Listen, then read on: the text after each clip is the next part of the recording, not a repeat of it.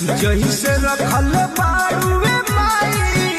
हाथ अपना बघावा पे तू सान रखी हो ओ सही बेटा रंग बजावा बधयान रखी हो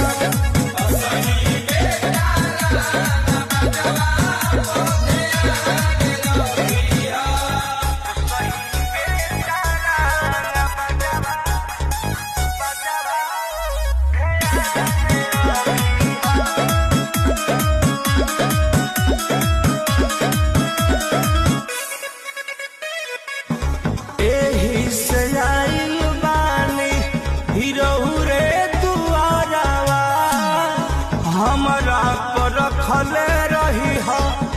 माई हो चारावा इहे हमरो के दिहायस बात